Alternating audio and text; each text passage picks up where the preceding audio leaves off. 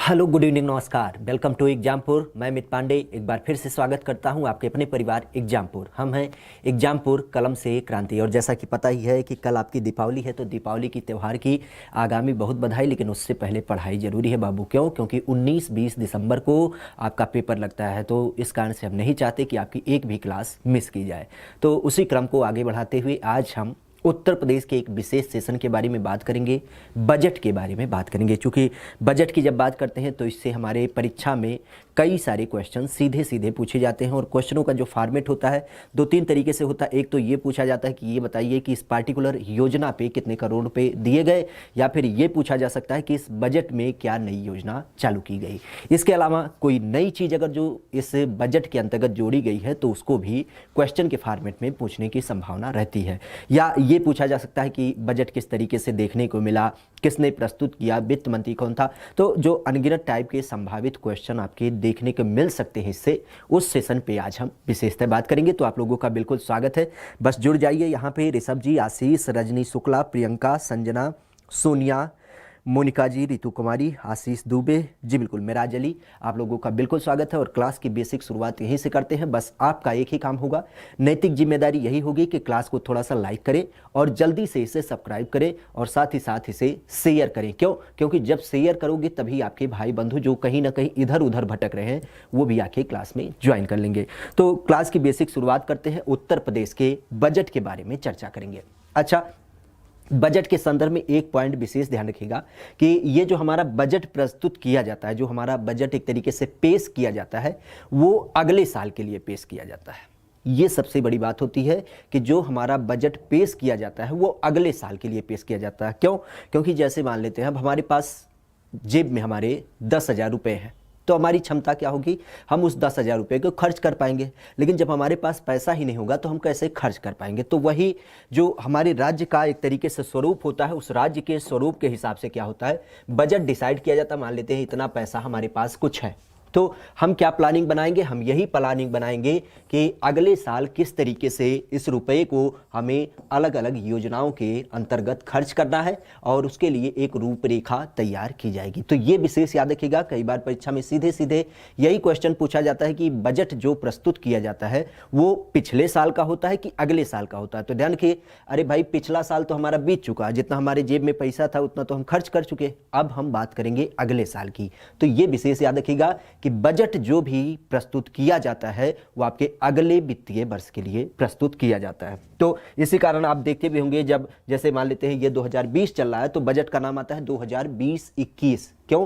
क्योंकि financial year की जब बात करते हैं, इकोनॉमी में आपने पढ़ा होगा कि 1 अप्रैल से चालू होता है। फाइनेंशियल ईयर जनरली 1 अप्रैल से चालू होता है और ये आपके 31 मार्च तक बना रहता है। तो इसी टर्म को संभावित करने के लिए आपके क्या होता है, बजट को प्रस्तुत किया जाता है, जहां से वित्तीय वर्ष जो लिया जाता है वो आपका 1 अप्रैल से 31 मार्च तक काउंट किया जाता है। बजट के संदर्भ में अगर जो पहले पॉइंट की बात करते हैं जो यहाँ से क्वेश्चन के रूप में बन सकता है, तो पहला पॉइंट ही आपका क्वेश्चन बन सकता है कि ये बजट किस साल के लिए प्रस्तुत किया गया। तो ध्यान रखिएगा, ये जो आपका बजट प्रस्तुत किया गया है जी, ये जो आपका बजट प्रस्तुत किया गया है वो आपके 2020-21 के लिए प्रस्तुत किया गया है। अब देख लीजिए, जैसा कि हमने बताया कि बजट आगामी सत्र के लिए प्रस्तुत किया जाता है और 2020 के बाद की बात करते हैं। और 2020 और मार्च कब आएगा, 21 में आएगा। तो इसी कारण से आपका ये अप्रैल से लेकर के मार्च का जो ड्यूरेशन होता है 2020 का और 21 का, उसी के लिए बजट प्रस्तुत किया गया है। वर्तमान बजट के स्वरूप की बात करते हैं तो आपको पता ही है कि प्रदेश में योगी सरकार है और इस योगी सरकार का ये 2020-21 का बजट है। इसके साथ ही अगर बात करें तो ये बजट कौन सा बजट है ये भी ध्यान रखिएगा। कई बार परीक्षा में पूछा जा सकता है, लेकिन अगर जो हम मूल रूप से बात करें तो आपको पता ही है कि ये गवर्नमेंट 2017 में बनी थी और 17 के बाद 17 में, 18 में, 19 में और फिर 20 में, तो इस तरीके से कुल 4 बार हमारे यहाँ पे अब तक इस सरकार के द्वारा बजट पेश कर चुके हैं जी। इसके साथ ही अगर बात करें तो बजट का स्वरूप क्या था, यह भी आपसे क्वेश्चन के फॉर्मेट में पूछा जा सकता है कि कितने रुपए का बजट प्रस्तुत किया गया। तो सीधा सीधा सा क्वेश्चन है, इसकी बात जब करते हैं तो यही हो जाएगा आपका 5,12,000। ध्यान रखिएगा, बजट के स्वरूप को सीधे सीधे नंबर्स में पूछ सकता है, तो इस कारण से विशेष याद रखिएगा 5,12,860 करोड़ 72 लाख रुपए। ध्यान से देखिएगा, जैसे जनगणना से सीधे क्वेश्चन आता है, उत्तर प्रदेश के क्षेत्रफल से सीधे क्वेश्चन आता है, उसी तरीके से इससे भी क्वेश्चन आपका सीधे सीधे पूछा जा सकता है, जिसमें अगर जो बात करें तो 5,12,860 करोड़ 72 लाख रुपए। जी, अब यहाँ पे कुछ लोग कंफ्यूज हो रहेंगे कि भाई लाख पहले आना चाहिए, करोड़ बाद में, हजार बाद में, तो यहाँ पे रुपए की काउंटिंग नहीं हो रही है। ध्यान रखिएगा, यहाँ पे कह रहा कि 5,12,860 करोड़ और उसके बाद 72 लाख रुपए, ये कुल हमारे बजट का स्वरूप है, जो कि हमारे पिछले जो वर्ष में बजट प्रस्तुत किया गया था 2019-20 में, पिछले साल का जो बजट प्रस्तुत किया गया था 2019-20 में, उस बजट के मुकाबले, मतलब उससे ये बजट कहीं ना कहीं ज़्यादा है। और कितने रुपए ज़्यादा है, तो याद रखिएगा 33,159 करोड़ रुपए। 33,159 करोड़ रुपए क्या है, ये बजट आपका ज्यादा है। तो बजट के संदर्भ में ये विशेष याद रखिएगा, पहली बात किसके लिए प्रस्तुत किया गया, तो 2020-21 के लिए प्रस्तुत किया गया। कितने रुपए का बजट है, तो 5,12,860 करोड़ 72 लाख रुपए का पूरा बजट है। इसके साथ ही पिछले वर्ष के मुकाबले कितना बड़ा बजट है, तो ये भी याद रखिएगा 33,159 करोड़ रुपए ज्यादा का बजट है। इसके साथ ही अगर बात करें तो इस बजट को प्रस्तुत कौन किया, ये क्वेश्चन नहीं पूछा जा सकता, लेकिन ये क्वेश्चन आपसे जरूर पूछा जा सकता है आपकी परीक्षा में कि ये बताइए उत्तर प्रदेश के वर्तमान वित्त मंत्री कौन है, तो ये आपके लिए क्वेश्चन हो सकता है। और जब हम वित्त मंत्री की बात करते हैं तो नाम विशेष याद रखेगा, उत्तर प्रदेश के वर्तमान वित्त मंत्री सुरेश खन्ना। उत्तर प्रदेश के तात्कालिक वित्त मंत्री सुरेश खन्ना के द्वारा इस बजट को प्रस्तुत किया गया। और इस तरीके से अगर जो बात करें तो आप देख भी पा रहे हैं, रुपए के मामले में 5 लाख रुपए से ज़्यादा की बात हो रही है। तो यूं कहा जाए कि ये आपके यूपी के इतिहास में, जब से आपका कह सकते हैं देश आज़ाद हुआ है, यूपी राज्य बना है, तब से कई सारे बजट प्रस्तुत किए गए। और उस बजट के नंबर्स में ये जो आपके पैसे की अमाउंट दिखाई दे रही है, उस संदर्भ में अगर जो बात किया जाए तो अब तक का सबसे बड़ा बजट है। उत्तर प्रदेश के इतिहास में अब तक का सबसे बड़ा बजट है ये आपके उत्तर प्रदेश सरकार के द्वारा। कितने रुपए का, रुपए को बार बार हम फोकस कर रहे हैं, क्यों, क्योंकि इसके नंबर्स आपसे सीधे सीधे पूछे जा सकते हैं। तो याद रखिएगा 5,12,860 करोड़ 72 लाख रुपए। जी, ये विशेष करके याद रखेंगे बजट के संदर्भ में। और दूसरा पॉइंट यहाँ से और पूछा जा सकता है कि वर्तमान में उत्तर प्रदेश के वित्त मंत्री कौन है, तो ये भी याद रखिएगा सुरेश खन्ना, और इन्हीं के द्वारा उत्तर प्रदेश का चौथा बजट प्रस्तुत किया गया, जो कि अपने आप में सबसे बड़ा बजट है।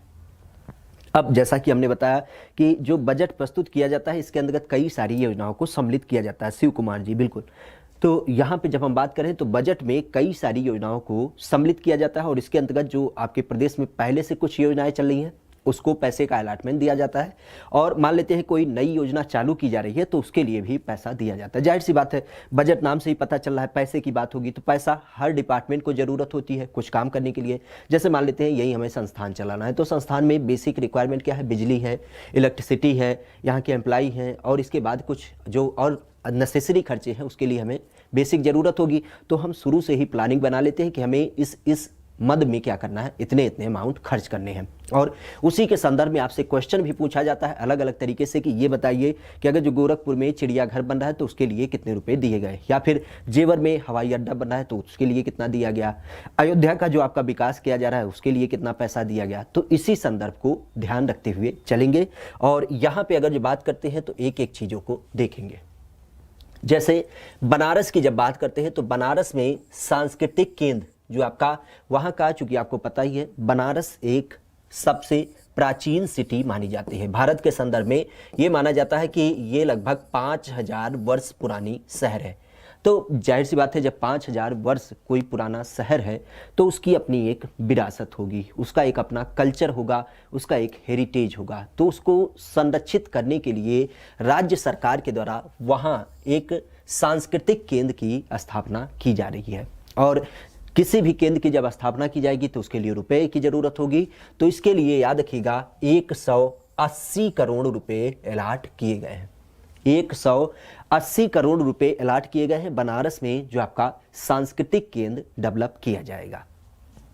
इसके साथ ही बनारस की ही बात करते हैं तो बनारस में जो आपका विश्व प्रसिद्ध काशी विश्वनाथ का मंदिर है, काशी विश्वनाथ का मंदिर, हालांकि इसकी जब बात करते हैं तो भगवान भोलेनाथ का मंदिर है, 12 ज्योतिर्लिंगों के अंतर्गत आता है और इसकी धार्मिक मान्यता भी है और मूल रूप से बनारस को एक तरीके से भोलेनाथ की नगरी भी कहा जाता है। तो इस कारण से आप खास करके जब बनारस में गए होंगे तो ये देखा होगा कि जो विश्वनाथ नगरी के आसपास के रास्ते हैं, बड़ी पतली पतली गलियां, बड़ी तंग गली है, मतलब यूँ कह सकते हैं बड़ी जल्दी जाम लग जाता है। तो जाम की सुविधा को एक तरीके से उसे दूर करने के लिए यहाँ पे जो विश्वनाथ मंदिर का परिसर है, जो वहाँ के आने जाने वाले रास्ते हैं और साथ ही साथ वहाँ का जो पूरा एक तरीके से कैंपस है जहाँ पे कई सारे यात्री एक साथ वहाँ पे स्टैंड कर पाए, तो उस कारण से उस पूरे क्षेत्र का विस्तारीकरण करने की बात की गई और उस योजना के अंतर्गत जो पैसे का खर्च होगा उसके लिए 200 करोड़ रुपए अलॉट किए गए हैं। बनारस में बाबा विश्वनाथ मंदिर के सुंदरीकरण के साथ ही साथ उसके विस्तारीकरण के लिए 200 करोड़ रुपए अलॉट किए गए हैं। इसके साथ ही एक हमारे प्रदेश में वैदिक विज्ञान सेंटर की स्थापना की जाएगी और उसके लिए 18 करोड़ रुपए अलॉट किए गए हैं। वैदिक विज्ञान केंद्र आपको संभवतः कुछ लिंक होगा।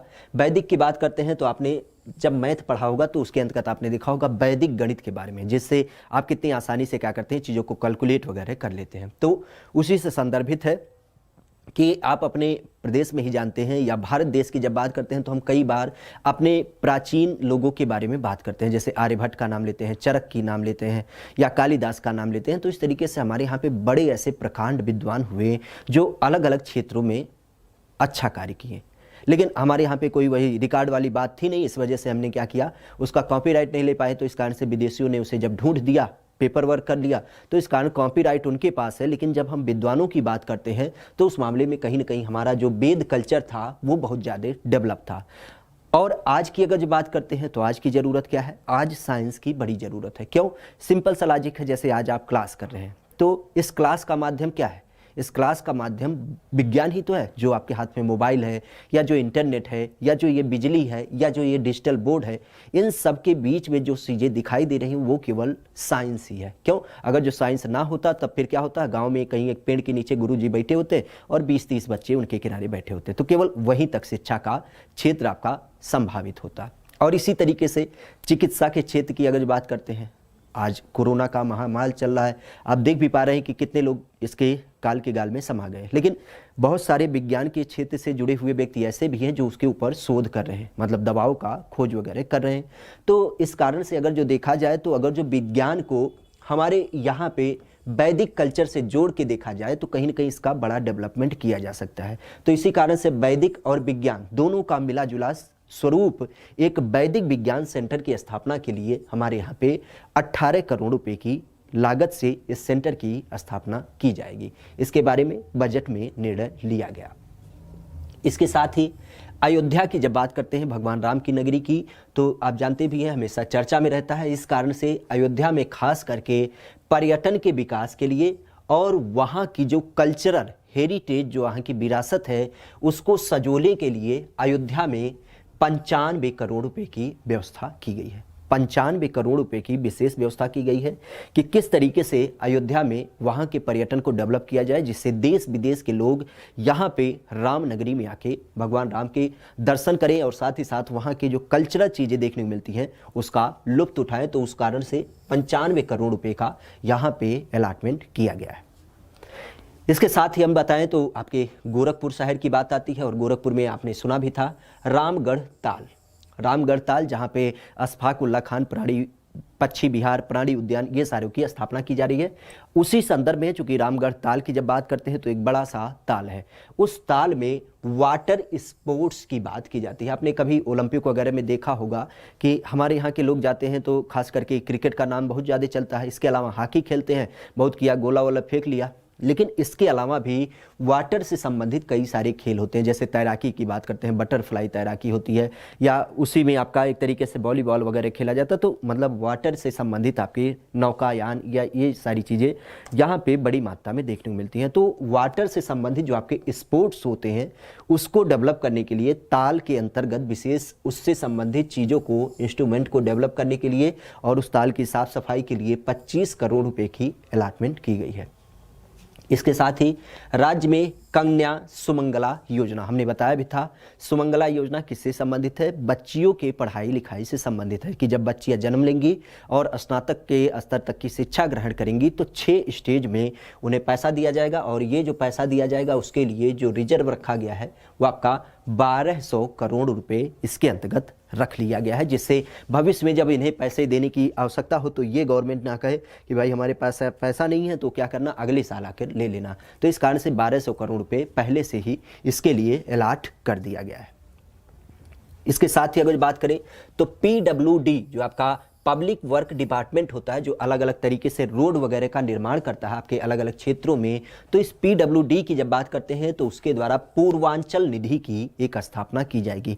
पूर्वांचल निधि विशेष करके याद रखिएगा कि आपके जो पूर्वांचल वाले क्षेत्र में जो बेसिक डेवलपमेंट करने हैं उसके लिए इसकी आवश्यकता महसूस की गई और इसके लिए 300 करोड़ रुपए की व्यवस्था की गई। साथ ही साथ जैसे पूर्वांचल निधि की बात की जा रही है उसी तरीके से आपके बुंदेलखंड वाले क्षेत्र में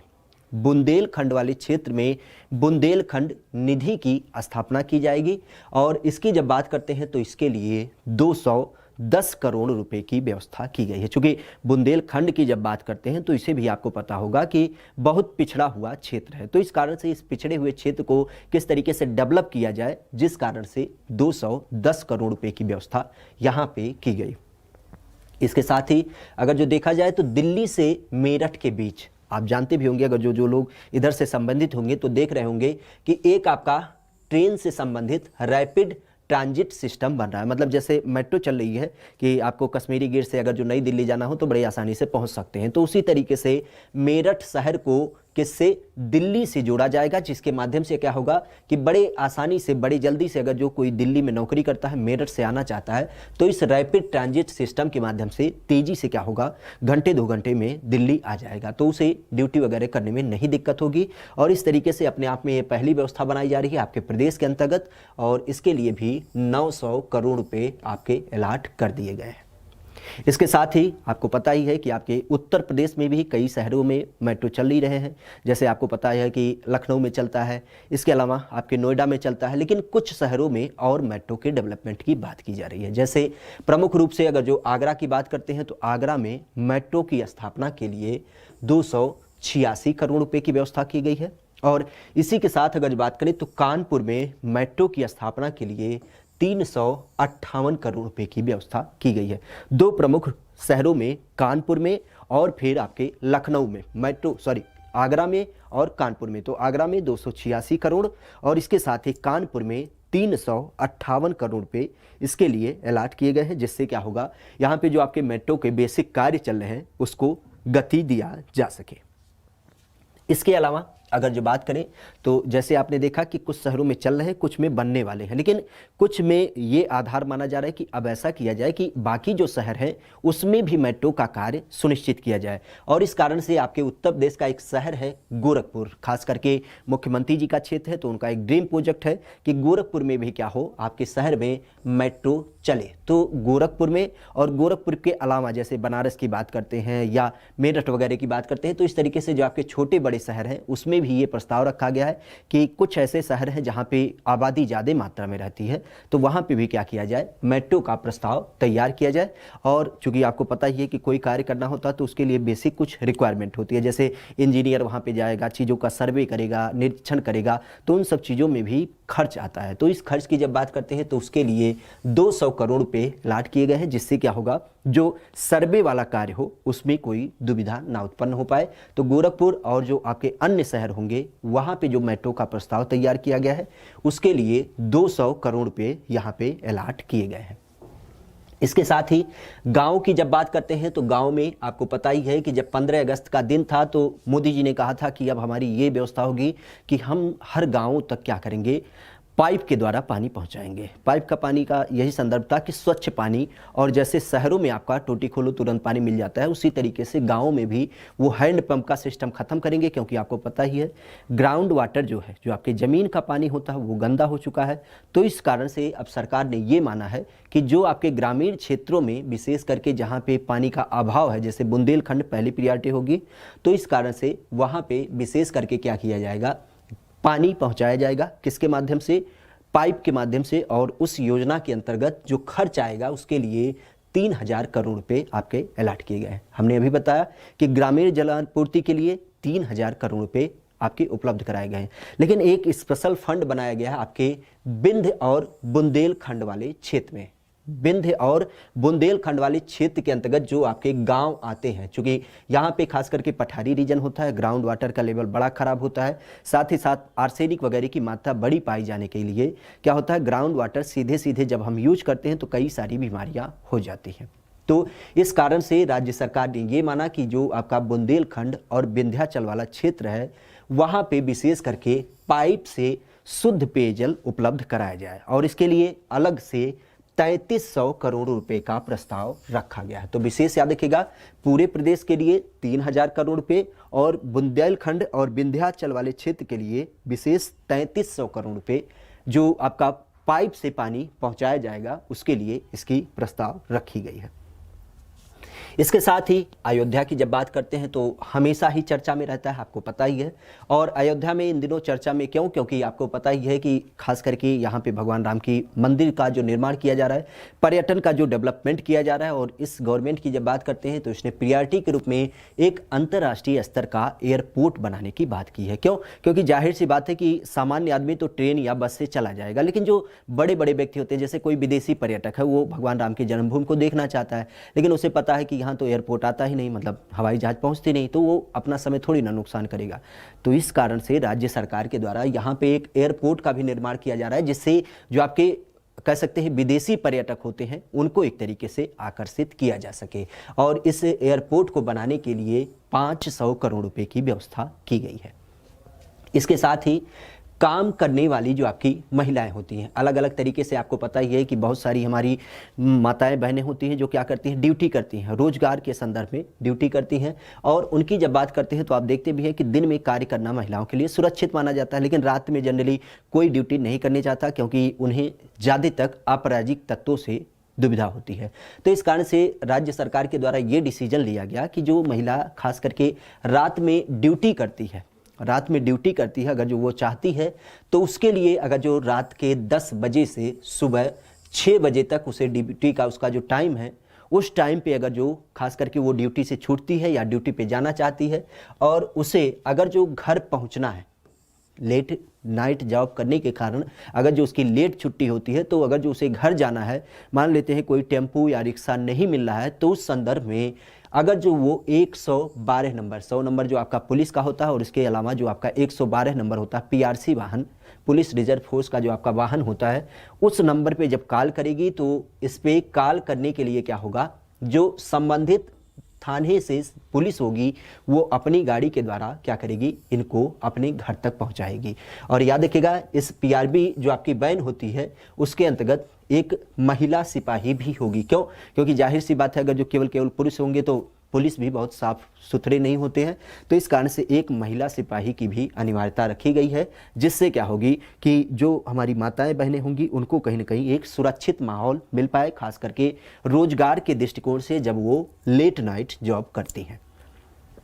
इसके साथ ही आपके लखनऊ में और नोएडा में, लखनऊ और नोएडा आपको पता ही है, लखनऊ चूंकि उत्तर प्रदेश की राजधानी है, और नोएडा की जब बात करते हैं, गाजियाबाद खास करके छोटी दिल्ली मानी जाती है, एक तरीके से कह सकते हैं कहीं ना कहीं आपके उत्तर प्रदेश के एक हब के रूप में देखा जाता है इन दो शहरों को। और जाहिर सी बात है कि यहाँ पे जब बड़े बड़े व्यापार केंद्र होते हैं, तो व्यापार केंद्र आपके आधुनिक युग में इंटरनेट के माध्यम से होते हैं। और आज आप इंटरनेट के माध्यम से कितना धोखाधड़ी सुनते हो, किसी को फेक कॉल आ गया, किसी के पास मेल आ गया, किसी के बैंक से पैसा कट गया, तो ये सारी चीज़ें साइबर क्राइम के अंतर्गत आती हैं। जो आपके अलग अलग तरीके से ऑनलाइन फ्रॉड होते हैं या फिर ऑनलाइन आपको ठगी की जाती है, उन सब चीज़ों को हम साइबर क्राइम के अंतर्गत रखते हैं। अब जाहिर सी बात है, पुलिस अगर जो होगा सामान्य मान लेते हैं हमने कोई कार्य किया तो उस कारण से हमें पकड़ के ले जाएगी, लेकिन कोई अगर जो साइबर क्राइम करता है तो उसे पुलिस कैसे पकड़ के ले जाए। तो इस कारण से साइबर क्राइम से संबंधित आपका एक स्पेशल थाना लखनऊ और नोएडा में स्थापित कर दिया गया है। लेकिन 2 बड़े शहरों में तो स्थापित कर दिया गया, लेकिन इसके अलावा भी कई सारे ऐसे शहर हैं जहां पे भी इसकी ज़रूरत महसूस की जा रही है। तो इस कारण से अब राज्य सरकार ने बजट में ये डिसाइड किया है कि और 16 नए साइबर थानों का निर्माण किया जाएगा, और इसके साथ ही साइबर थानों का निर्माण किया जाएगा। और इसके साथ अगर बात करें तो आपके इलाहाबाद, या जिसे हम प्रयागराज बोलते हैं, प्रयागराज को मेरठ से जोड़ने वाली देश का अब तक का सबसे लंबा गंगा एक्सप्रेस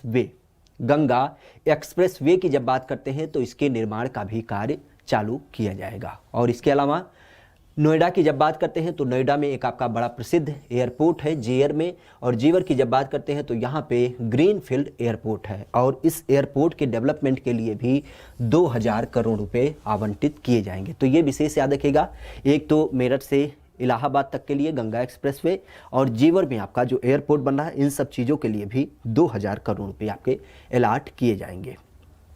इसके साथ मुख्यमंत्री किसान दुर्घटना कल्याण बीमा योजना, हमने बताया भी था कि किसानों के अंतर्गत खास करके जिनके पास ज़मीन होती है उनको ही लाभ मिल पाता है, लेकिन जो आपके बटाईदार वगैरह होते हैं वो छूट जाते हैं। तो इस कारण से एक नया मुख्यमंत्री किसान दुर्घटना बीमा योजना निकाला गया था, जिसमें अगर जो किसी किसान की डेथ हो जाती है तो उसे 5 लाख, और कोई व्यक्ति अगर जो दिव्यांग हो जाता है तो उसे 2 लाख रुपये दिए जाते हैं। उस योजना में संचालित करने के लिए जो नई योजना चालू की गई है उसके अंतर्गत 500 करोड़ रुपए आवंटित किए गए हैं कि किस तरीके से उसमें अगर जो व्यक्ति को पैसा देना हो परिवार को तो पैसे की कमी ना हो। और राज्य सरकार की अगर बात करते हैं तो राज्य सरकार जीएसटी और वैट के माध्यम से 91,568 रुपये का राजस्व प्राप्त करेगी। जाहिर सी बात है, जब हम पैसा पाएंगे तभी तो खर्च करेंगे।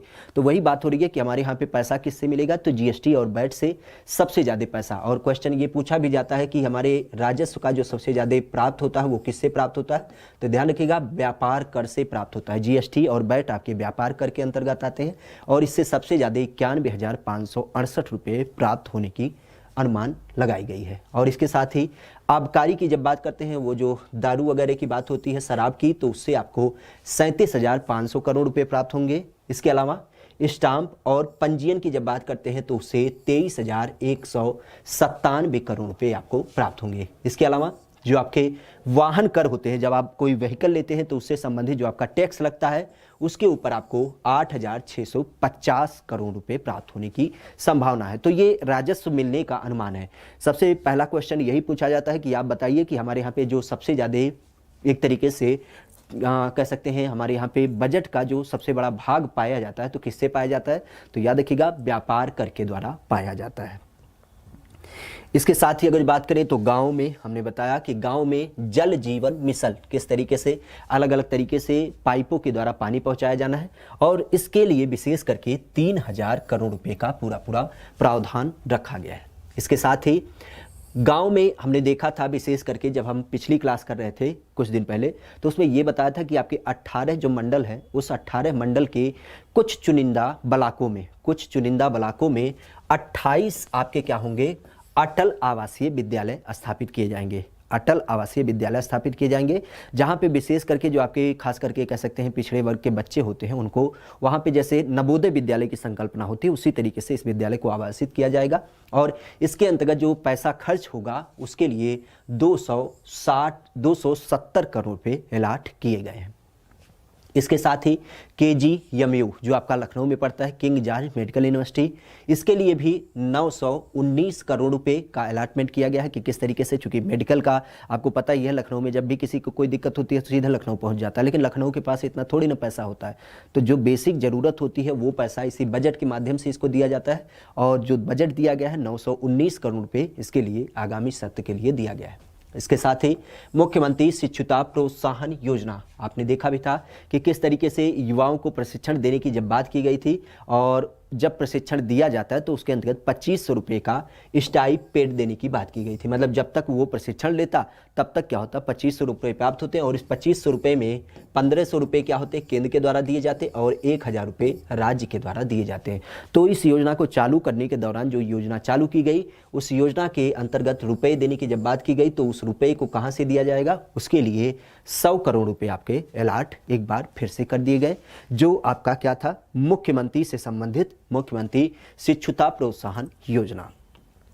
इसके साथ ही अगर बात करें तो वर्तमान वित्त मंत्री सुरेश खन्ना जी के द्वारा ये भी डिसाइड किया गया कि जैसे केंद्र सरकार के पास एक अपना नीति आयोग है जो एक थिंक आयोग के रूप में कार्य करती है, थिंक टैंक के रूप में कार्य करती है, उसी तरीके से हमारे उत्तर प्रदेश में भी क्या होगा, अपना एक थिंक टैंक होगा। अर्थात हमारे उत्तर प्रदेश में भी एक राज्य नीति आयोग का गठन किया जाएगा, राज्य नीति आयोग का गठन किया जाएगा, जो अलग अलग तरीके से हम डेवलपमेंट की बात करते हैं उन सब चीज़ों पे क्या होगा, कहीं ना कहीं ये अपनी राय देगा। इसके साथ ही अगर बात करें तो मेडिकल कॉलेज आपके आजमगढ़ में एक बनाया जा रहा है और उसको बनाने के लिए 96 करोड़ रुपए का अलॉटमेंट किया गया है।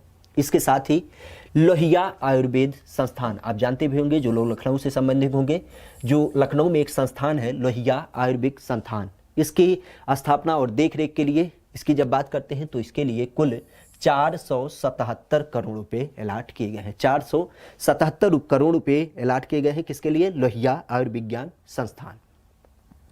युवाओं की जब बात करते हैं तो आपको पता ही है कि युवाओं के प्रति ये सरकार कहीं न कहीं ज़्यादा एक तरीके से चर्चा में रहती है, हमेशा यही बोलती है कि ये देश आपके युवाओं का देश है और इस युवाओं को एक तरीके से प्रोत्साहित करने के लिए, कहीं न कहीं अपने स्किल के डेवलप करने के लिए, अपने खुद के कारोबार को शुरू करने के लिए राज्य सरकार के द्वारा युवा हब योजना की शुरुआत की गई है। और इस युवा हब योजना की जब बात करते हैं तो इसके द्वारा क्या होगा, जो विभिन्न क्षेत्र में, विभिन्न ट्रेड में अपना खुद का रोजगार स्थापित करना चाहते हैं उनको विशेष करके इसके अंतर्गत सुविधा दिया जाएगा। चाहे इकोनॉमिक सपोर्ट की बात करें, चाहे फाइनेंशियल के अलावा आपका जो एक तरीके से कह सकते हैं टेक्निकल सपोर्ट, जैसे मान लेते हैं हमें कुछ नहीं पता तो उस कंडीशन में हमें प्रशिक्षण वगैरह की बात कराई जाएगी। तो ये विशेष करके युवाओं के द्वारा, युवाओं के हित के लिए युवा हब योजना की शुरुआत की गई है। इसके साथ ही राज्य की अगर बात करते हैं तो आपने देखा भी था, केंद्र सरकार ने ये कहा है कि हम 2024 तक क्या करेंगे, बजट के अंतर्गत 2024 तक अपने इकोनॉमिक को 5 ट्रिलियन की इकोनॉमिक बना लेंगे। अब जाहिर सी बात है 5 ट्रिलियन इकोनॉमिक बनाने के लिए क्या करना होगा, कहीं ना कहीं राज्यों का भी सहयोग चाहिए होगा। तो राज्य सरकार के द्वारा भी कहा गया कि हमारे यहाँ पे भले 5 लाख करोड़ रुपए अभी है, लेकिन आने वाले दिनों में हम क्या करेंगे, इसे दूने करने की बात करेंगे, अर्थात 10 लाख करोड़ करने की बात करेंगे और इस तरीके से पूरे प्रदेश की जो इकोनॉमिक होगी वो आपके 2024 तक ये टारगेट रखा गया है कि जैसे केंद्र सरकार 5 ट्रिलियन की इकोनॉमिक बनाने की सोच रही है, उसी तरीके से हम भी अपने इकोनॉमिक को क्या करेंगे, दूना करने की कोशिश करेंगे, अर्थात 1 ट्रिलियन इकोनॉमिक बनाने का लक्ष्य रखेंगे। और इसका भी डिसीजन अब की बार आपके बजट में ही लिया गया। इसके साथ ही कुछ आपकी पॉपुलर योजनाएं होती हैं, जैसे मनरेगा की जब बात करते हैं आपको पता ही है कि सबसे ज़्यादा प्रसिद्ध योजना है। क्यों? क्योंकि अकुशल क्षेत्र के जो आपके श्रमिक होते हैं उनको कहीं ना कहीं 100 दिन की रोजगार की गारंटी विशेष करके ये देता है। और आप जानते भी हैं गांव में बड़े स्तर पे कार्य वगैरह इसके द्वारा संचालित किया जाता है। हालांकि लाभ की अगर बात करें तो किसको होता है ये हमें नहीं पता, लेकिन यहाँ पे जब बात करते हैं तो मनरेगा के द्वारा जो आपकी विशेष योजना चलाई गई है जी, थोड़ा बजट का सेशन होगा इस वजह से कमेंट पे ध्यान नहीं दे रहे हैं, परेशान ना हो, ठीक। प्रॉब्लम हो तो बताओ, बस अगर जो कोई अथेंटिक प्रॉब्लम हो तब आप बताओ, बाकी सेशन पे ध्यान दीजिए, ठीक है। इतना फास्ट भी नहीं चल रहे हैं, आप चीज़ों को चाहें तो नोट कर सकते हैं, स्क्रीनशॉट ले सकते हैं, आपके ही मन मुताबिक चल रहे हैं भाई साहब, ठीक है ना। ओके चलो, मनरेगा की जब बात करते हैं सबसे पॉपुलर स्कीम होती है और इसकी जब बात करते हैं तो याद रखिएगा इसके लिए कुल 4800 करोड़ रुपए अलॉट किए गए हैं। 4800 करोड़ रुपए मनरेगा के लिए अलॉट किए गए हैं, जिसके अंतर्गत जो नरेगा में खास करके गाँव में कार्य करते हैं उनको इस योजना का लाभ मिल पाए। इसके साथ ही राष्ट्रीय पोषण अभियान हमने देखा भी था कि खास करके महिलाएं, बच्चियां और या फिर छोटे बच्चे, इन सब में पोषण का एक खास ज़रूरत होता है। उम्र के बढ़ते दौरान में क्या होता है, पोषण का विशेष ज़रूरत होती है और उस कारण से उस पोषण को पूरा करने के लिए, जैसे मान लेते हैं हमें लोगों के बीच अरहर की दाल को डिस्ट्रीब्यूट करना, अब जाहिर सी बात है अरहर की दाल हमारे घर पे तो है नहीं, हमें भी मार्केट से खरीदना ही पड़ेगा। तो उस कंडीशन में राज्य सरकार को भी इन सारी चीज़ों का अरेंजमेंट करना पड़ेगा। तो उसके लिए कुल 4,000 करोड़ रुपए की व्यवस्था की गई है। कुल 4,000 करोड़ रुपए की व्यवस्था की गई है, जो आपके यहाँ पे राष्ट्रीय पोषण अभियान चलाया जाएगा, जिसके अंतर्गत महिलाओं की बात करें, बच्चों की बात करें या किशोरियों के स्वास्थ्य के ऊपर विशेष ध्यान रखा जाएगा। इसके साथ ही अगर बात करें तो जो हमारे यहाँ पे बुजुर्ग होते हैं और बुजुर्ग के अलावा जो निराश्रित महिलाएं होती हैं, हमने बताया भी था निराश्रित के अंतर्गत जिसको कहीं ना कहीं अपने परिवार वालों ने छोड़ दिया है या जिसका आगे पीछे कोई नहीं है, तो उस कंडीशन में निराश्रित महिलाओं की जब बात करते हैं तो इनके लिए हमने बताया था कि एक योजना निकाली गई है पुनर्वास करने के लिए और उनके जीवन यापन को सुनिश्चित करने के लिए स्वधार गृह योजना, ये योजना विशेष करके इस बजट के अंतर्गत चालू की गई। और इसके साथ ही प्रधानमंत्री जन विकास कार्यक्रम, एक केंद्र सरकार के द्वारा प्रधानमंत्री जन विकास कार्यक्रम भी चलाया जाता है, जिसके द्वारा लोगों का किस तरीके से डेवलप किया जाए, उस योजना की जब बात करते हैं तो उसके लिए भी 783 करोड़ रुपए अलॉट किए गए हैं। इसके साथ ही शिक्षा क्षेत्र में जो आपके खास करके मान्यता प्राप्त मदरसे होते हैं अल्पसंख्यक विभाग से संबंधित, उन मदरसों का कैसे डेवलपमेंट हो पाए, चूँकि आपको पता ही है कि मदरसों में जो आपके मौलवी वगैरह होते हैं उनको पेमेंट देने की बात होती है, मदरसों में बुक्स वगैरह की बात होती है या मदरसे के ही री इनोवेट की बात की जाती है, उसका पुनर्जीवन करने की बात होती है। तो उन सब चीज़ों के लिए 479 करोड़ रुपये आपके अलॉट किए गए हैं मदरसों को अलग अलग तरीके से डेवलप करने के लिए शिक्षा विभाग के क्षेत्र में। निराश्रित पेंशन महिला की जब बात करते हैं, हमने बताया भी था कि जो महिलाएं खास करके जिनका कोई आगे पीछे नहीं होता उनको पेंशन देने की बात की गई थी। और उस पेंशन की जब बात करते हैं निराश्रित महिला पेंशन योजना के अंतर्गत विशेष करके आपको बताया भी था कि 500 रुपये महीने के हिसाब से क्या होगा, इस पेंशन योजना का स्कीम महिलाओं को अलग अलग तरीके से दिया जाएगा, सीधे उनके खाते में डीबीटी के माध्यम से दिया जाएगा। तो ये जो पैसा दिया जा रहा है उसका जो सोर्स होगा, तो चूँकि कई महिलाएं ऐसी होंगी जिनको ये पैसा मिल रहा होगा, तो उस संदर्भ में अगर बात करें तो उसके लिए जो बजट रखा गया है वो रखा गया है 1,425 करोड़ रुपए, 1,425 करोड़ रुपए इसके लिए अलॉट रखा गया है, जिससे क्या होगा कि महिलाओं को पेमेंट लेने में कोई दिक्कत ना हो। इसके साथ ही शिक्षा क्षेत्र की जब बात करते हैं तो बेसिक शिक्षा, माध्यमिक शिक्षा और फिर उच्च शिक्षा की जब बात करते हैं तो शिक्षा क्षेत्र में आप जानते भी हैं कि हमारा 6 से 14 वर्ष का अधिकार है कि प्राथमिक शिक्षा प्राप्त करें। उसके साथ ही आपने गांव में देखा होगा कि जूनियर स्कूल की बात करें, चाहे हाई स्कूल की बात करें, चाहे आपके छोटे प्राथमिक विद्यालय की बात करें, तो दोपहर का खाना है, स्वेटर है, जूते हैं, कापी किताब है, स्कूल की फीस की बात करते हैं, उसके साथ ही आपको स्कॉलरशिप। तो ये सारी चीज़ें अगर जो प्रोवाइड हो रही हैं तो कहीं से प्रोवाइड हो रही हैं, तो ये किस बेस पर प्रोवाइड होंगी, उस कारण से राज्य सरकार ने शिक्षा अभियान को एक तरीके से डेवलप करने के लिए कुल मिला के 18,363 करोड़ रुपए का पूरा इंतजाम कर रखा है, मतलब बजट का अलॉटमेंट कर रखा है, जिससे ये जो आपकी बेसिक चीज़ें डेवलप की जाती हैं उसके ऊपर कोई इसका दुष्प्रभाव ना पड़े। तो शिक्षा क्षेत्र में विशेष करके डेवलप करने के लिए 18,368 करोड़ रुपये। इसके साथ ही प्रयागराज, ये क्वेश्चन आपकी परीक्षा में किसी आया भी था, हमने पेपर जब साफ कराया था कि हमारे यहाँ पे लॉ यूनिवर्सिटी कहाँ पे स्थापित की जाएगी, तो बजट के अंतर्गत इसका घोषणा किया गया था प्रयागराज में, जो आपका विधि विश्वविद्यालय होगा प्रयागराज में स्थापित किया जाएगा। कुछ लोग लखनऊ को लेकर के संशय मिले, लेकिन हमने बताया भी था कि लखनऊ में जो आपका डॉक्टर भीमराव अम्बेडकर के नाम से है वो पहले से स्थापित है, लेकिन बजट के अंतर्गत इसकी घोषणा की गई है। इसके साथ ही आयुष विश्वविद्यालय की जब बात करते हैं तो आपके योगी जी के क्षेत्र में, मुख्यमंत्री जी के क्षेत्र में क्या किया जाएगा, आयुष विश्वविद्यालय की स्थापना की जाएगी। और इसके साथ ही राज्य में 3 नए विश्वविद्यालय राज्य स्तर के बनाए जाएंगे। कहाँ कहाँ पे, सहारनपुर में, अलीगढ़ में और आजमगढ़ में। लास्ट टाइम आपने देखा भी था कि सहारनपुर में योगी जी गए थे और विश्वविद्यालय का उद्घाटन वगैरह किया भी था। तो सहारनपुर, अलीगढ़ और आजमगढ़, यहाँ पे 3 नए क्या होंगे, राज्य विश्वविद्यालय स्थापित किए जाएंगे। और इसी के साथ प्रदेश में एक पुलिस फोरेंसिक यूनिवर्सिटी की भी स्थापना की जाएगी। क्योंकि आपको पता ही है कि हमारे यहाँ पे जो कानून का एक स्वरूप है, पहले लोग चोरी करते थे तो ये जैसे दरवाजा तोड़ करके चोरी कर लिया तो चलो ठीक है, चोर कुछ ना कुछ निशानी छोड़ देता था, लेकिन अब चोर भी बड़े शातिर हो गए हैं। वो क्या करते हैं, सारी चीज़ों को साफ सफाई, मास्क लगा के, हाथ में ग्लव्स वगैरह लगा के, जिससे कोई दिक्कत ना हो। तो अब चोरी का स्वरूप बदल गया है। तो अब उनको जब पकड़ना होता तो बालों से पकड़ते हैं या फिर उनके थूक के द्वारा या नाखून के द्वारा या कहीं ग्लास वगैरह पकड़ लिया तो उसके स्पर्श के द्वारा। तो जो एक तरीके से कह सकते हैं चोरों को पकड़ने का तरीका वो भी चेंज हो गया है, मतलब फॉरेंसिक लैब की बहुत ज़्यादा ज़रूरत पड़ती है।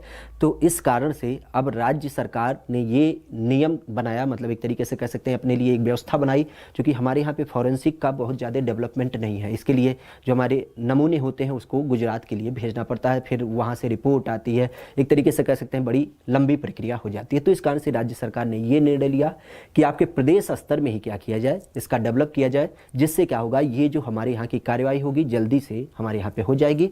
तो जो कानूनी व्यक्ति होगा उसे एक तरीके से त्वरित लाभ भी मिल पाएगा या फिर उसे दंड मिल पाएगा। इसके साथ ही अगर बात करें तो महिलाओं की जब बात करते हैं, जिन महिलाओं को तलाक दे दिया गया है, विशेष करके जिन महिलाओं को तलाक दे दिया गया है उन तलाकशुदा महिलाओं को पेंशन की सुविधा देने की बात की गई थी। और इस पेंशन की जब बात करते हैं तो उसके लिए 500 रुपये महीने पेंशन दिए जाएंगे। ये व्यवस्था बजट के अंतर्गत की गई थी कि जिन महिलाओं को विशेष किसी ने क्या किया, तलाक दे दिया, तो उन महिलाओं को इस बजट के अंतर्गत ये घोषणा की गई कि इनको क्या किया जाएगा, 500 रुपये का बजट के हिसाब से 500 रुपये महीने के पेमेंट दिए जाएंगे। इसी के साथ अगर बात करें तो जो आपका ऊर्जा क्षेत्र होता है, खास करके ऊर्जा एनर्जी का क्षेत्र, उस क्षेत्र में भी कई सारी योजनाओं का ऐलान किया गया है। जैसे अगर जो हम बात करें तो सोलर ऊर्जा कहीं ना कहीं एक हमारे यहाँ पे बड़ा उभरता हुआ क्षेत्र है, इसके बारे में कई बार चर्चा भी की जाती है। और सोलर ऊर्जा की जब बात करते हैं तो इससे प्रमुख रूप से बिजली उत्पादन में निजी भागीदारी, जो आपका प्राइवेट पार्टनरशिप होता है, उसको आकर्षित करने के लिए हमारे यहाँ पे एक नई सौर ऊर्जा नीति 2017 के नाम से लाई गई। और इसकी जब बात की गई तो इसके अंतर्गत यही टारगेट किया गया कि चाहे सरकारी स्तर पे चाहे प्राइवेट स्तर पे क्या किया जाए, सोलर ऊर्जा का कहीं ना कहीं उत्पादन बड़ी मात्रा में किया जाए। और उसके अंतर्गत जो लक्ष्य रखा गया वही रखा गया कि 2022 तक क्या किया जाएगा, हमारे यहाँ पे सौर ऊर्जा के द्वारा कम से कम 10,700 मेगावाट, ध्यान रखिएगा 10,700 मेगावाट बिजली का उत्पादन कम से कम सौर ऊर्जा के द्वारा किया जाए। तो ये इसका लक्ष्य रखा गया। कब? वर्ष 2022 तक। तो ये आपसे क्वेश्चन पूछा जा सकता है कि कब तक लक्ष्य रखा गया, तो ध्यान रखिएगा 2022 तक। कितनी बिजली उत्पादन का सोलर के द्वारा, तो 10,700 मेगावाट के द्वारा, चाहे पब्लिक के द्वारा की जाए, मतलब निजी स्तर पर की जाए, चाहे गवर्नमेंट के द्वारा किया जाए। इसके साथ ही हमने बताया है कि हमारे यहाँ पे जल शक्ति और नमामि गंगे योजना कई सारे तरीके से चल रही हैं और उसके क्षेत्र के लिए उसके साथ ही साथ गाँव में भी पाइप के द्वारा पानी पहुँचाने की बात की गई।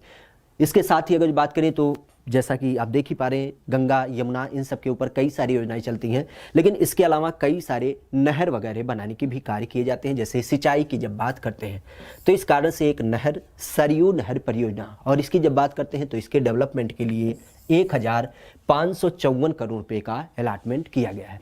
इसके साथ ही ग्रामीण जलापूर्ति, अभी हमने देखा कि जल जीवन मिशन जो 15 अगस्त पे किया गया उसके लिए 3,000 करोड़ रुपये, और मुख्यमंत्री जी के द्वारा जो आपकी लघु सिंचाई योजना होती है, जैसे पंप सेट की बात करते हैं या बावड़ी की बात करते हैं, कुएं की बात करते हैं, तो जो आपके छोटे छोटे साधन होते हैं सिंचाई के, उस सिंचाई साधन को डेवलप करने के लिए 216 करोड़ रुपये का अलॉटमेंट किया गया है। तो ये विशेष याद रखिएगा, जल शक्ति के द्वारा अलग अलग तरीके से। इसके साथ ही कृषि क्षेत्र की जब बात करते हैं तो कृषि और उद्यान और इसके साथ ही सहकारिता के लिए भी कुछ घोषणाएं की गई हैं। अगर जो इसके अंतर्गत बात करें तो जो आपका वर्ष 2020-21 मतलब आने वाला जो वर्ष होगा उसके अंतर्गत पहली बात जो रखी गई है, चूंकि आपको पता ही है कि आपका उत्तर प्रदेश खाद्यान्न के उत्पादन में पहले नंबर पे है, और इस जब खाद्यान्न के उत्पादन में पहले नंबर पे है तो इस कारण से आपको पता ही है कि उत्पादन हमारे यहाँ पे अच्छा ही होना चाहिए। तो अब की बार जो हमारे यहाँ पे लक्ष्य रखा गया है वो रखा गया है कि हमारे यहाँ पे खाद्यान्न का उत्पादन 641,74,000 मीट्रिक टन उत्पादन किया जाएगा। ये विशेष याद रखिएगा। हालांकि परीक्षा में नहीं पूछा जा सकता, लेकिन ये पूछा जा सकता है कि हमारे यहाँ पे खाद्यान्न उत्पादन का लक्ष्य बढ़ा के रखा गया है कि कम रखा गया है, तो याद रखिएगा बढ़ा के ही रखा गया है। और इसका जो लक्ष्य रखा गया 641,74,000 मीट्रिक टन इसका उत्पादन का लक्ष्य रखा गया है। इसके साथ ही अगर जो हम तिलहन की बात करते हैं जी, तिलहन की जब बात करते हैं तो तिलहन के संदर्भ में याद रखिएगा कि तिलहन का उत्पादन का कितना लक्ष्य रखा गया है।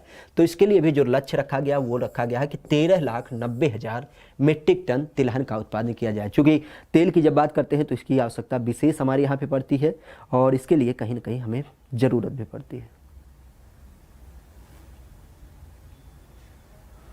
जी। तो तेलों की जब बात करते हैं तो उसके लिए 13,90,000 मीट्रिक टन इसके उत्पादन का लक्ष्य रखा गया है। और इसी के साथ किसानों की जब बात करते हैं तो किसानों को खास करके खेती किसानी करने के लिए जो बेसिक आवश्यकता होती है पानी के साथ दूसरी चीज़ वो होती है उर्वरक की। और उर्वरक की जब बात करते हैं तो उर्वरक चूँकि आपको पता ही है कि बड़ी किल्लत हो जाती है खास करके खेती किसानी के टाइम पे। तो इस कारण से राज्य सरकार ने ये कन्फर्म कर लिया कि आने वाले वर्ष में हम क्या करेंगे, इस उर्वरक का एक तरीके से क्या करेंगे, वितरण करने का जो लक्ष्य निर्धारित किया है, जिससे क्या हो कि लोगों को उर्वरक के लिए कोई दिक्कत ना हो। इस कारण से 102 लाख मीट्रिक टन उर्वरक वितरण करने का भी लक्ष्य राज्य सरकार के द्वारा घोषित कर दिया गया है। तो ये भी साथ ही साथ याद रखेंगे। दिखाई नहीं दे रहा है, थोड़ा सा एडजस्ट कर लो, ठीक है, थोड़ा सा एडजस्ट कर लो, बाकी बहुत ज़्यादा नहीं है, मुश्किल से 2-3 पेज है, इतना हमें नहीं लगता बहुत ज़्यादा डार्क होगा। चीज़ों को बोल तो रही है, ठीक है, स्पष्ट होगा, कोई दिक्कत नहीं। चलो, इसके साथ ही अगर बात करें तो हमारे यहाँ पे शिक्षा व्यवस्था में हमने जैसा कि बताया कि हमारे यहाँ पे उच्च शिक्षा के संदर्भ में 3 राज्य विश्वविद्यालय कहाँ पे, सहारनपुर, आजमगढ़ और अलीगढ़ में स्थापित किए जाएंगे। इसके साथ ही पुलिस फॉरेंसिक यूनिवर्सिटी की एक स्थापना की जाएगी और प्रयागराज में एक आपका लॉ यूनिवर्सिटी की स्थापना की जाएगी। ये सारी चीज़ें हमने पीछे ही देखी। और इसके अलावा गोरखपुर में एक आपका आयुष विश्वविद्यालय स्थापित किया जाएगा। और 18 मंडल में हमने अभी बताया कि अटल आवासीय विश्वविद्यालय स्थापित किए जाएंगे और उसके लिए 270 करोड़ रुपए का पूरा प्रावधान किया गया है। इसके साथ ही लोक निर्माण विभाग की बात करते हैं, पीडब्ल्यूडी की बात करते हैं, तो हमने देखा भी था कि लोक निर्माण विभाग जो होता है वो अलग अलग क्षेत्रों में डेवलपमेंट करने की बात करता है। जैसे प्रमुख रूप से अगर जो ना कुछ पता हो तो इतना तो पता होगा कि जो आपके गांव की पक्की सड़क बनती है वो आपके लोक निर्माण विभाग के द्वारा ही बनाई जाती है, ये आपको पता ही होगा। तो लोक निर्माण विभाग की जब बात करते हैं तो ये अलग अलग तरीके से ग्रामीण मार्गों को डेवलप करेगी। उसके लिए कितना बजट अलॉट किया गया है, तो उसके लिए 2305 करोड़ रुपए अलॉट किया गया है। इसके साथ ही राज्य सड़क निधि की जब बात करते हैं, मतलब जो आपके राज्य स्तर की सड़कें बनती हैं, जैसे जिला मार्ग को जो जोड़ती है, उनकी जब बात करते हैं तो उसके लिए 1500 करोड़ रुपए का पूरा प्रावधान किया गया है। इसके साथ ही मार्गों की मरम्मत, जाहिर सी बात है एक बार रोड बन गया तो वो कंटिन्यू नहीं रहेगा, उसको बीच बीच में टूटता रहता है, तो उसकी रिपेयरिंग करनी होती है और इस कारण से 3524 करोड़ रुपए इसके लिए भी अलॉट किए गए हैं। इसके साथ ही विश्व बैंक का एक कह सकते हैं सहयोग है और हमारे उत्तर प्रदेश का एक ड्रीम प्रोजेक्ट है core road network. Core network मतलब जनरली ये समझ सकते हैं कि जैसे आपके 18 मंडल हैं, तो उन 18 मंडलों को किस तरीके से एक हाईवे के माध्यम से जोड़ा जाए, जिससे कोई व्यक्ति क्या करेगा, बड़ी आसानी से जो आपके उत्तर प्रदेश का कोर भाग है वहाँ तक पहुँच पाए। तो एक आपका ड्रीम प्रोजेक्ट है उत्तर प्रदेश सरकार का, उसके लिए विश्व बैंक के द्वारा सहायता भी दिया गया है। और इसकी जब बात करते हैं तो इसके लिए 830 करोड़ रुपये भी दिए गए हैं राज्य सरकार के द्वारा बजट के अंतर्गत। इसके साथ ही मुख्य जिला विकास परियोजना आपने देखा होगा, विशेष करके खास करके आजकल जो आपके जिला स्तर के मुख्यालय हैं उनको कम से कम क्या किया जाए, कम से कम 2 लेन की सड़कों के माध्यम से जोड़ा जाए, सामान्य जो आपके क्षेत्र हैं। तो उस कारण से मुख्य जिला विकास परियोजना की भी व्यवस्था की गई है। और इसके अंतर्गत जो आपके मार्ग निर्माण किए जाएंगे, मतलब जो नए सड़क बनाए जाएंगे, उसके लिए भी 755 करोड़ रुपए आपको अलॉट किए गए थे। जितने लोग पूर्वांचल से संबंधित होंगे, खास करके संत कबीर नगर का नाम सुने होंगे, तो संत कबीर नगर के जो सांसद थे जूता कांड में इसी कारण फंसे थे, क्योंकि उनका नाम नहीं था, जो जिला मार्ग बन रहा था उस पर ये नाम नहीं था जी। मार्ग निर्माण के लिए 755 करोड़ रुपये। इसके साथ ही पूर्वांचल निधि हमने अभी बताया कि इसके लिए 300 करोड़ रुपए और बुंदेलखंड निधि के लिए 210 करोड़ रुपए। इसके अलावा केंद्रीय मार्ग योजना की जब बात करते हैं, मतलब जो आपके केंद्र सरकार के द्वारा सुनिश्चित किया जाता है कि ये हाईवे बनेगा, इस तरीके से इसका डेवलपमेंट किया जाएगा। हालांकि केंद्र सरकार पैसा देती है, लेकिन कुछ सहायता के रूप में राज्य सरकार भी पैसा देती है, तो उस लिए 2080 करोड़ रुपए क्या किया जाएगा, राज्य सरकार के द्वारा दिया जाएगा। इसके अलावा बहुत सारे ऐसे प्लेस होते हैं जहाँ पे आवागमन की दिक्कत होती है, और इसके अलावा जैसे कई सारी नदियाँ होती हैं जिसके ऊपर भी पुलों की आवश्यकता होती है कि किस तरीके से इस पार से उस पार जा सके, और उसके लिए राज्य सरकार कई सारे पुलों का निर्माण करती है। आपने देखा भी होगा राज्य सेतु निगम करके लिखा होता है जो आपके पुल बनाए जाते हैं। तो राज्य के द्वारा जो आपके पुल बनाए जाते हैं, खास करके नदियों के ऊपर हो गए या रेलवे फाटक के ऊपर हो गए, या जो आपकी एक आबादी होती है, आबादी को पार करते हुए जो आपका पुल बनता है, तो इस तरीके से कई सारे पुल बनाए जाएंगे और उसके लिए भी 2529 करोड़ रुपए का पूरा व्यवस्था किया गया है कि राज्य में किस तरीके से पुल वगैरह का डेवलपमेंट किया जाए। इसके साथ ही न्याय व्यवस्था की जब बात करते हैं तो किस तरीके से हमारे यहाँ पे न्याय व्यवस्था काम करेगी, तो आपको पता ही है। पॉस्को एक्ट की जब बात करते हैं, खास करके जो आपके चिल्ड्रन, छोटे छोटे बच्चे होते हैं जिन पे खास करके जब हमने देखा है कि उनके ऊपर क्या होता है, एक तरीके से आपराधिक शोषण होता है, उनका खास करके लैंगिक शोषण होता है, तो उस संदर्भ में उनको न्याय दिलाने के लिए हमारे यहाँ पे कुल 218 न्यायालय उसके संदर्भ में गठित किए जाएंगे। इसके अलावा महिलाओं की जब बात करते हैं तो महिलाओं के खिलाफ भी बहुत ज़्यादा हिंसा बढ़ रही है, तो इस कारण से उनके लिए भी कुछ आपराधिक कोर्टों की संख्या की जो स्थापना की गई है, उस संदर्भ में याद रखिएगा कि 81 कोर्ट वर्तमान में महिलाओं के जो आपके विरुद्ध हिंसा होते हैं, आपराधिक कोर्टों की स्थापना की गई है, उनकी संख्या 81 वर्तमान में है। इसी के साथ अनुसूचित जाति की जब बात करते हैं या फिर अनुसूचित जनजाति की जब बात करते हैं, तो अनुसूचित जाति के लिए कुल 25 कोर्टों की स्थापना की गई है, जिसमें अनुसूचित जाति और अनुसूचित जनजाति इन लोगों का एक तरीके से विशेष सुनवाई होगी।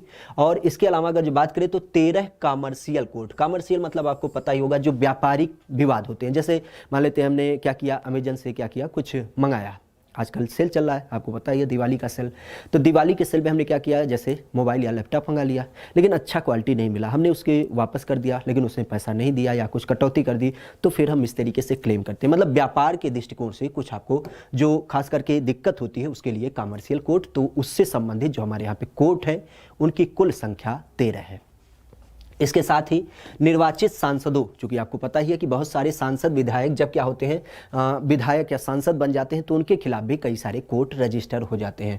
और इस कंडीशन में अगर जो मान लेते हैं उनके खिलाफ कोई इस तरीके से आपराधिक वाद जो लंबित पड़ा है, तो उसे कैसे निपटाया जाए त्वरित रूप से, जल्दी से, तो उस कारण से एक स्पेशल कोर्ट का गठन किया गया है, जिसपे चूंकि इनकी संख्या तो बहुत ज़्यादा है ही नहीं, हमारे प्रदेश में 80 लोकसभा के हैं, 31 राज्यसभा के हैं, 403 विधानसभा के हैं और 100 क्या है विधान परिषद के हैं, तो कुल मिला के लगभग 1000-1500 के अंतर्गत क्या हो जाते हैं, 1000 भी नहीं पूरा है, 400, 500, 600, लगभग 600-625 क्या है कुल मिला के सांसद वगैरह हैं। तो इस कंडीशन में इनके लिए एक स्पेशल व्यवस्था की गई है, जिसके माध्यम से क्या होगा, इनके जो खास करके इनके खिलाफ आपराधिक तत्व देखने को मिलते हैं, वाद देखने को मिलते हैं, उसको किस तरीके से सुलझाया जा सके। इसके अलावा 24 अस्थाई लोक अदालत, लोक अदालत की जब बात करते हैं तो ये एक ऐसा कॉन्सेप्ट होता है, जैसे मान लेते हैं हमें कोई फरियाद करनी है तो इलाहाबाद जाना पड़ेगा, लेकिन इसका जो कॉन्सेप्ट होता है तो एक ऐसा सिंपल सा आपका, जैसे मान लेते हैं कोई डीएम साहब को आपने देखा है कभी गांव का दौरा करते हुए, क्या होता है, डीएम ऑफिस के ऑफिस जाओ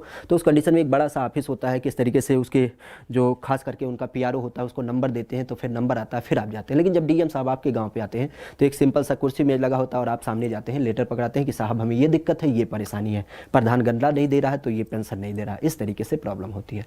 तो यही संदर्भ इसमें होता है। लोक अदालत की जब बात करते हैं तो जैसे जज साहब पहले कोर्ट में बैठते थे उस तरीके से नहीं, बल्कि एक सामान्य जन समूह के बीच बैठ के क्या होती है, सुनवाई हो जाती है। तो इस तरीके से कुल 24 अस्थाई लोक अदालत हमारे यहाँ पे गठित है, और इसके अलावा 75 कुल मोटर एक्सीडेंट क्लेम स्थापित किए गए हैं। चूंकि आपको पता ही है कि हमारे यहाँ पे गाड़ी से बहुत ज़्यादा एक्सीडेंट होता है, और एक्सीडेंट के संदर्भ में किसी का केस हो जाता है, जैसे किसी ने किसी की अगर जो मान लेते हैं एक्सीडेंट कर दी तो उस कंडीशन में उनका हत्या हो गया, या फिर एक्सीडेंट के मामले में उनका केस संबंधित नहीं, तो मान लेते हैं उससे संबंधित बीमा वगैरह की जब बात की जाती है, गाड़ी वगैरह की, तो उससे संबंधित मतलब अलग अलग तरीके से उससे संबंधित आपके मोटर एक्सीडेंट के लिए क्लेम की बात की जाती है, तो उससे भी संबंधित आपके 75 कुल क्लेम सेंटर आपके स्थापित किए गए हैं। दिव्यांग जनों की जब बात करते हैं तो इसके विकास के लिए भी हमारे यहाँ पे व्यवस्था की गई है, और इस बजट की जब बात करते हैं तो दिव्यांग लोगों को आपको पता ही है कि इनको पेंशन मिलता है, और उस पेंशन की जब बात करते हैं तो उस पेंशन के अंतर्गत कुल 621 करोड़ रुपए की व्यवस्था की गई है। 621 करोड़ रुपए की व्यवस्था की गई है कि किस तरीके से दिव्यांगों को पेंशन दिया जाए। इसके अलावा 75 जो आपके उत्तर प्रदेश के ज़िले हैं, उस 75 ज़िलों में जो अलग अलग तरीके से आपने देखा होगा, खास करके जैसे जो चल नहीं पाते या जो सुन नहीं पाते, तो उन्हें सरकार क्या करती है, ट्राईसाइकिल दे देती है या सुनने की मशीन दे देती है या बैसाखी दे देती है। तो इस तरीके से अलग अलग लोकेशन पे शिविर लगा के दिव्यांगजनों के जो अलग अलग इंस्ट्रूमेंट होते हैं उसको भी वितरित किया जाता है, और उसके लिए जो खर्चा आएगा वो आपका 37 करोड़ रुपए आपका माना गया है। 37 करोड़ रुपए माना गया है कि 75 जिलों में किस तरीके से डिस्ट्रीब्यूट किया जाएगा, उसके लिए जो आपका आगामी खर्च होगा। इसके साथ ही समाज कल्याण की जब बात करते हैं तो समाज कल्याण के अंतर्गत पहला व्यक्ति आता है जो होता है बुजुर्ग। तो बुजुर्गों की देखभाल और साथ ही साथ किसानों की पेंशन की बात की जाती है। तो इन सब के लिए जो आपका विशेष बजट में व्यवस्था किया गया है वो किया गया 1459 करोड़ रुपये, 1459 करोड़ रुपये की इसके अंतर्गत व्यवस्था की गई है। और इसके साथ ही राष्ट्रीय वृद्धावस्था पेंशन आपको पता ही है कि 500 रुपये महीने इसमें पेंशन के अंतर्गत मिलते हैं। और इसकी जब बात करते हैं तो इसके लिए 1251 करोड़ रुपये इसके लिए भी व्यवस्था किया गया है। इसके साथ ही राष्ट्रीय पारिवारिक लाभ योजना, इसकी जब बात करते हैं तो इस योजना के अंतर्गत भी आपको 500 करोड़ रुपए का लाभ देखने को मिलेगा। 500 करोड़ रुपए का इसके अंतर्गत बजट व्यवस्थित किया गया है, जिससे कोई व्यक्ति पारिवारिक लाभ लेना चाहता है तो उसको विशेष करके इसके अंतर्गत पैसा देने की बात की जाएगी। इसके अलावा हमने देखा भी था कि मुख्यमंत्री के द्वारा जो आपका सामूहिक विवाह कराया जाएगा तो उसके अंतर्गत लोगों को उपहार देने की बात थी, मोबाइल देने की बात थी और कुछ अमाउंट देने की बात थी। तो उन सब के लिए जो आपके अमाउंट वगैरह दिए जाएंगे तो उसके लिए भी कुछ पैसे की व्यवस्था की गई और कुल 250 करोड़ रुपए की व्यवस्था की गई। 250 करोड़ रुपए की इसके अंतर्गत व्यवस्था की गई जो सामूहिक विवाह योजना से संबंधित है। इसके साथ ही अल्पसंख्यक कल्याण की जब बात करते हैं तो अभी हमने देखा कि मान्यता प्राप्त मदरसों के लिए जो पेमेंट वगैरह की बात होगी उसके लिए 479 करोड़। और इसके अलावा प्रधानमंत्री विकास कार्यक्रम, मतलब आप जानते भी हैं जैसे 20 सूत्रीय कार्यक्रम चला था कि किस तरीके से खास करके मदरसों वगैरह का डेवलपमेंट किया जाएगा, तो उसी तरीके से इसका भी एक व्यवस्था किया जाता है प्रधानमंत्री विकास कार्यक्रम का। और उसके अंतर्गत खास करके अल्पसंख्यक लोगों का डेवलपमेंट कैसे किया जाएगा उसके लिए कुल 783 करोड़ रुपए की व्यवस्था की गई है। 783 करोड़ रुपए की व्यवस्था इसके अंतर्गत की गई है कि किस तरीके से अल्पसंख्यक लोगों का कल्याण किया जाएगा। इसके अलावा महिलाओं की जब बात करते हैं और महिलाओं के साथ बालकों की बात करते हैं तो इन दोनों का कैसे कल्याण किया जाएगा, तो इसके लिए जो हमारे यहाँ पे अलग अलग तरीके से योजनाएं चलाई जा रही हैं, जैसे बेटी बचाओ बेटी पढ़ाओ योजना के अंतर्गत जैसा कि हमने बताया कन्या सुमंगला योजना, जैसे बेटी जन्म लेती है और स्नातक की शिक्षा प्राप्त करती है तो उस कंडीशन में कुल 1200 करोड़ रुपये इसके अंतर्गत अलॉट किए गए हैं। निराश्रित महिलाओं को पेंशन देने की जब बात की जिसके अंतर्गत 500 रुपये महीने के हिसाब से पेंशन मिलते हैं तो उसके लिए 1425 करोड़ रुपये यहाँ पे अलॉट किए गए। इसके अलावा जो आपकी बुजुर्ग महिलाएं होती हैं या फिर निराश्रित महिलाएं होती हैं तो उनके लिए खास करके पुनर्वास और उनका जीवन यापन करने के लिए स्वयंधार गृह योजना। और कुपोषण की जब बात करते हैं तो उसके लिए राष्ट्रीय पोषण अभियान और इसके लिए 4000 करोड़ रुपये। अभी हमने पीछे इसके बारे में देख ही लिया था जी, पीछे इन सब चीज़ों के बारे में हमने देख ही लिया। पुलिस विभाग आपके लिए थोड़ा सा इंपॉर्टेंट होता है, खास करके चूंकि आप इस संस्थान से जुड़ने जा रहे हैं तो इसके बारे में विशेष देखिए क्या क्या चीज़ें आपके लिए हैं। तो पुलिस विभाग की जब बात करते हैं तो यहाँ पे आपके कई सारे प्रकार के भवन बनाए जाते हैं। जैसे एक की बात करें तो एक है अनावासीय भवन।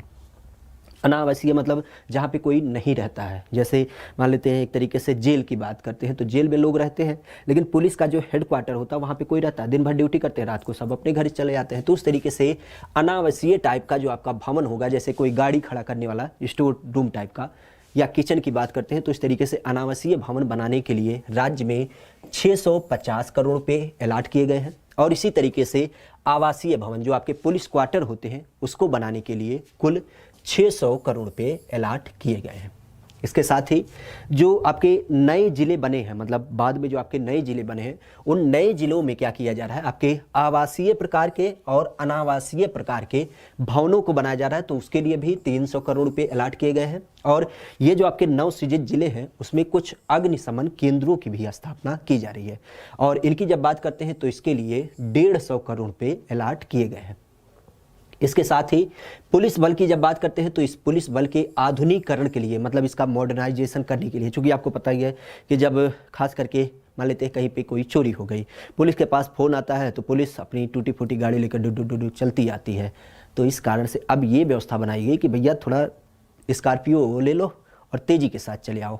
तो डायल 100 का जो कॉन्सेप्ट है वो इसी आधार पर आधारित है कि जब कोई व्यक्ति थाने में जाएगा, रिपोर्ट करेगा, तब तो आप आओगे अगले दिन चेक करने।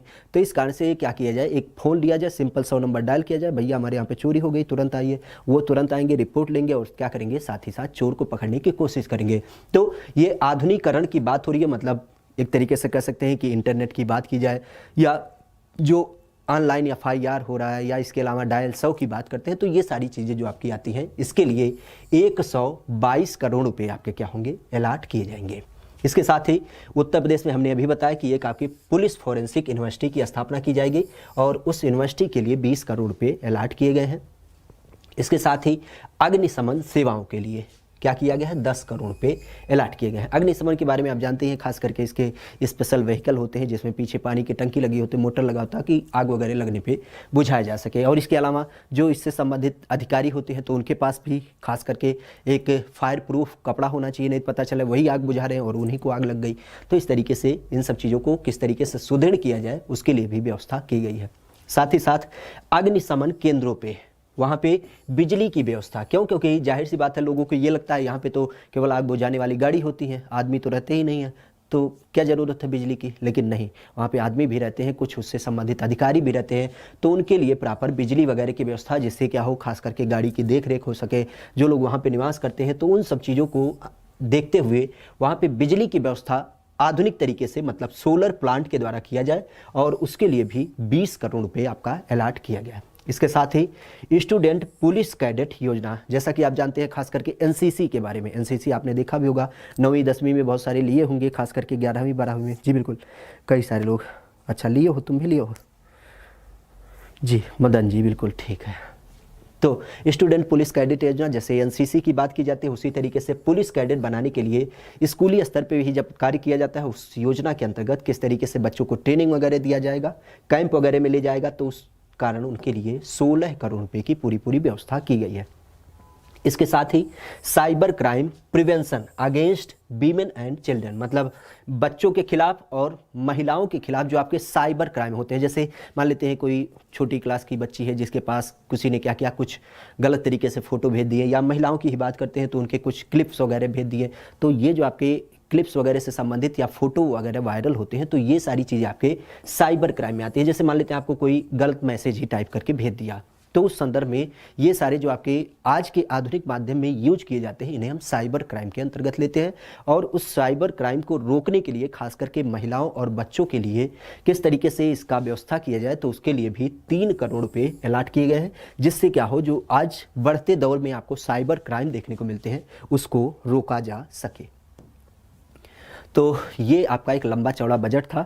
विशेष करके हमने हर संभावित पहलू को टच करने की बात की, जिसमें चाहे उत्तर प्रदेश के पुलिस विभाग की बात करें, चाहे शिक्षा व्यवस्था की बात करें, रोजगार क्षेत्र की बात करें, महिलाओं की बात करें, बुजुर्गों की बात करें, सामान्य जन की बात करें। चूँकि बजट का ऐसा स्वरूप ही होता है राज्य सरकार के द्वारा कि एक तो राज्य के बेसिक डेवलपमेंट की बात की जाती है, साथ ही साथ जो वहाँ पे निवास करते हैं। जैसे यहाँ पे किसी को नहीं कहा गया कि आपको रेगुलर इनकम दी जाएगी, क्यों, क्योंकि इनकम करना आपका कार्य होता है। लेकिन उसके अलावा जो समाज से वंचित वर्ग होते हैं, जैसे महिला हो गई, बुजुर्ग हो गए, बच्चे हो गए, असहाय प्रकार की चीज़ें हो गई, या जो एक तरीके से कह सकते हैं जैसे तलाकशुदा महिलाएं, निराश्रित महिलाएं, तो इन सब की देखभाल की जिम्मेदारी राज्य सरकार की बनती है। और इसी के साथ ही साथ जो हमारे यहाँ पे सामाजिक दायित्व आते हैं, जैसे शिक्षा क्षेत्र हो गया, स्कूली क्षेत्र की बात करते हैं, इसके अलावा ला कानून की बात करते हैं, विधिक सेवा की बात करते हैं, तो ये सारी चीज़ें भी सामाजिक पहलू के अंतर्गत देखी जाती हैं। और इस कारण से राज्य सरकार का एक नैतिक दायित्व बनता है कि जिस तरीके से हमसे टैक्स लेती है उसी तरीके से हमारे चलने के लिए क्या करे, रोड की भी व्यवस्था करे, हमारे पीने के लिए स्वच्छ पानी का भी व्यवस्था करे, हमारे स्वास्थ्य के बारे में भी ध्यान रखे। तो इस कारण से राज्य सरकार हर साल अपना एक नए ड्रीम के साथ क्या करती है, बजट को प्रस्तुत करती है और लगभग उस पर खरा उतरने की कोशिश करती है। तो अलग अलग सेक्टर में कहाँ कहाँ पे कितने कितने रुपए दिए गए, उस चीज़ों को लगभग हमने हर एक पॉइंट को छूटने की कोशिश की, जो कि आपके परीक्षा की दृष्टि से इम्पॉर्टेंट हो सकते हैं। क्यों, क्योंकि कौन सी योजना लागू की गई और दूसरा कितना पैसा किसको दिया गया। अगर जो बेसिक बात किया जाए तो बजट के अंतर्गत केवल यही पॉइंट आते हैं। तो इस कारण से अगर जो बात किया जाए तो बजट के बारे में विशेष यही सारी चीज़ें देखने को मिलती है। और ध्यान रखिएगा, कल आपकी दीपावली है, लेकिन पटाखे उड़ा के धीरे धीरे फोड़ेगा, क्योंकि जलना नहीं है। क्योंकि जल जाओगे तो फिर मंडे की क्लास कैसे करोगे। तो इस कारण से संभवतः देखिए कि कल हो सकती है छुट्टी रहे, अगर जो नहीं होगी तो क्लास तो कंटिन्यू होगी, और अगर जो होती है तो कल की क्लास नहीं होगी, फिर क्या होगी, मंडे को मुलाकात होगी। याद रखिएगा 499 में यूपी जेल वार्डन का आपका एक नया बैच चालू किया गया है, जहाँ पे संभावित जो आपकी ये क्लासेस चल रही हैं इससे संबंधित कई सारे लोग पीडीएफ वाले भी आते हैं, तो उनको पीडीएफ वहाँ पे मिलेगा। साथ ही साथ कोर्स से संबंधित जो आपका टेस्ट वगैरह होगा वो भी यहाँ पे दिया जाएगा। तो आज के लिए इतना ही रखते हैं। दीपावली की हार्दिक शुभकामनाएं, दिल से मनाइए, लेकिन हाँ पटाखे वड़ाखे कम फोड़िएगा। चलिए आज के लिए इतना ही। थैंक यू, शुभ रात्रि, good night, all the best.